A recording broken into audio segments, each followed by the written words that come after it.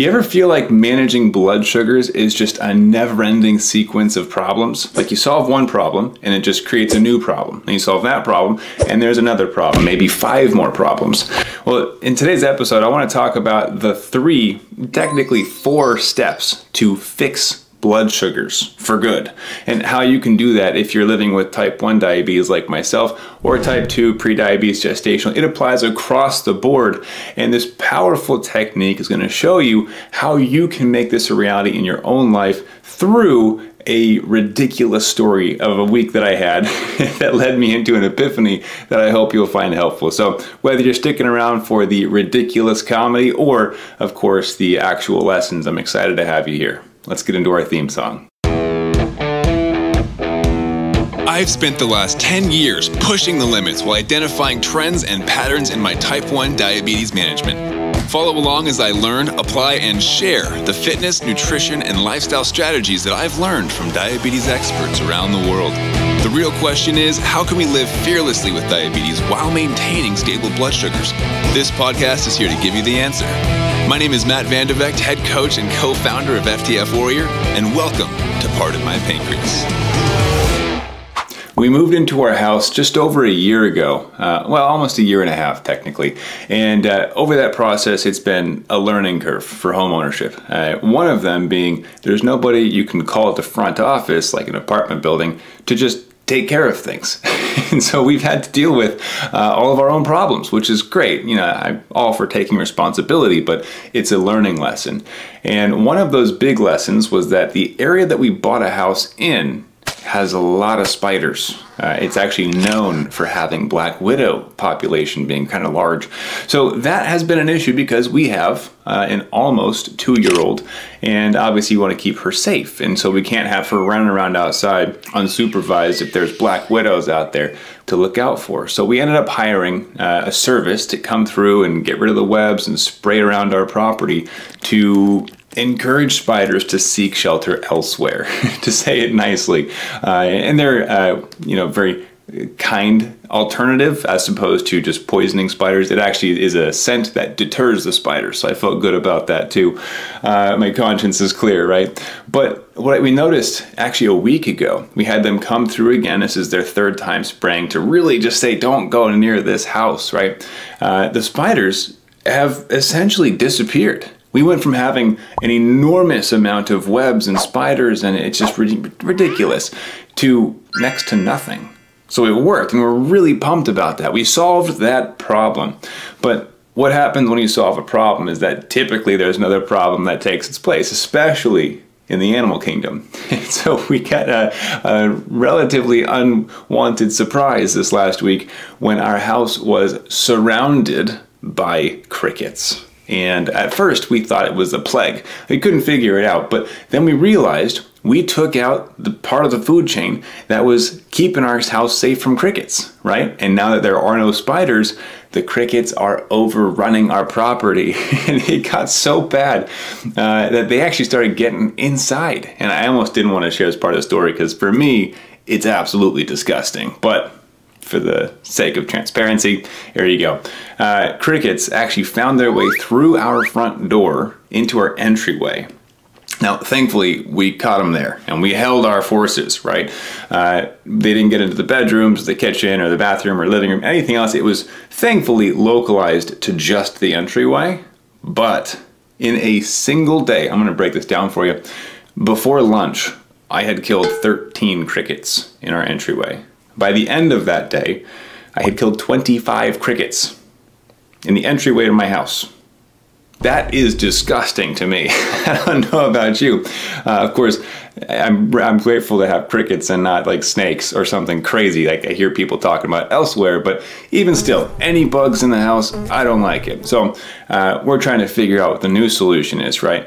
And because we solved the spider problem, now we have the cricket problem.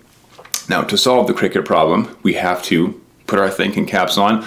Ultimately realized if we just seal the house really well, they can't get in, right? So the front door, there's a couple spaces that are uneven, and yeah, I could get a whole new front door, or like what I ended up doing is just purchasing some weather stripping and really making sure all the cracks were covered. And I'm happy to report the next day, fixed. right? Now, I'm sure that's going to cause something else. Maybe the crickets are going to build up an army outside and wait for us in the car. I don't know. But problems typically beget problems when they are solved, right? And not to say that problems are a bad thing, especially with what I'm about to get into with blood sugars. But a lot of times we see problems as a bad sign, when the reality is that problems, also known as challenges, give us the opportunity to make progress towards our end goal, right? So if you think about it like this, if there are no challenges at all, you're just coasting through life, how will you measure progress, right? If you think about, let's say, a weight loss goal, if somebody has zero challenges, they have no opportunity to challenge their waistline, to challenge their muscle tissue. So if you go to the gym and nothing is hard, your heart rate doesn't rise, you're not going to reap the benefits of that workout. In fact, I would argue it's not a workout. You're probably sitting on one of the machines and texting, right? So in order to make progress, we have to be faced with and overcome our challenges. So the fact that solving a problem typically creates a new problem is actually a good thing, which is where I want to get into with the blood sugars. So if you look at your blood sugars, and we've done this hundreds, if not thousands of times with clients and people that we help to fix their blood sugars, is that there's a consistent framework that you can follow from a large picture, right? If you zoom out, here are the 3/4 steps. I added in the fourth to kind of give you a bonus to fix blood sugars. And ultimately, that is the goal, right? To solve so many of the problems in a row with blood sugars that they cease to be part of the problem. Instead, you create new problems, like my blood sugars are so well controlled, I don't have any excuses to say no to my family dinners that I don't want to go to. I can no longer claim it as a disability. Darn, I'm a fully functional human being again because blood sugars are fixed. So yes, it creates a new problem, but we don't want blood sugars to consistently be the problem. So let's fix our blood sugars. If you're looking for a deeper dive into this framework where we actually guarantee that you fix your blood sugars, we can get people to 90% time in range consistently. It's part of the guarantee. Go to fixmybbloodsugars.com. I promise you're going to love it. It's a 5-day challenge where we teach you everything you need to know in 5 days to get your first or next 90% time in range. It's fantastic. We'll drop that in the description so you can check it out after you finish watching this. The 4 steps I want to cover with you before we wrap up today. So step number 1, if you're wearing a CGM like I am, a continuous glucose monitor, your first goal needs to be to increase the time in range that you see in your reports. If you don't know what that is, it's the measurement between 70 and 180, okay? And that's the measurements that I use. If you're using millimoles, it's slightly different, but essentially to increase the time you spend in a relatively healthy blood sugar. Now, if your A1C is completely off the charts and it's too high anyways, then focusing on time and range will inevitably also help your A1C. But that's not the first priority. Step 1, problem number 1, is going to be to solve your time in range problem.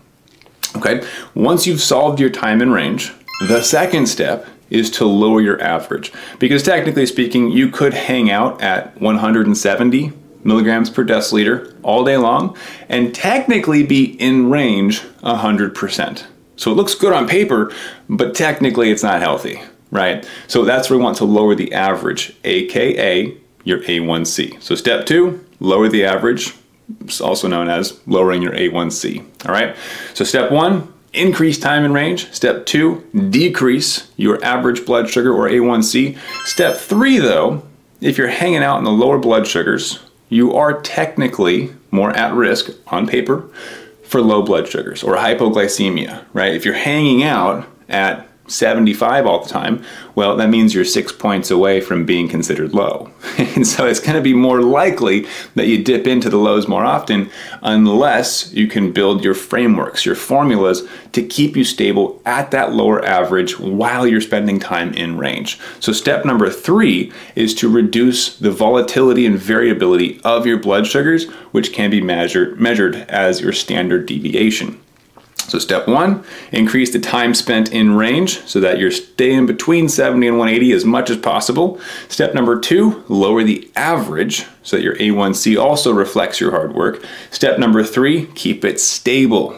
reduce your standard deviation, right? This is going to help you to stay stable, steady, which gives you peace of mind and opens up step number 4, which is quality of life. And of course, these are the things that we teach in that challenge. How do you get diabetes so well controlled that it's no longer part of the list of problems? Now you have new problems like, well, what's the favorite food that I want to try today because I know how to take insulin for that pizza or burrito or whatever your favorite food is, the milkshake, right? So step number 4 is quality of life, peace of mind. How do we accomplish that? You got to follow the steps in order. Time and range, lower your average, lower your standard deviation, increase quality of life. I hope that makes sense. Again, if this is something that you want the deep dive into and not just a quick 5 to 10 minute lesson, go to fixmybloudsugars.com. It's a challenge that we're probably not going to run for a lot longer. We're going to take care of the people in there, of course, and then we're going to go ahead and sunset that because it's just been such a blast, but we want to give you our full attention. So if you haven't yet, do go over to that website, check it out. I'll put the link in the description. But understand that problems are not the problem, right? Solving problems gives us an opportunity to grow and to make progress. These challenges are a good thing, but you have to solve each problem consecutively with diabetes if you are going to see your blood sugars cooperate. So I hope that makes sense. I hope that was helpful for you.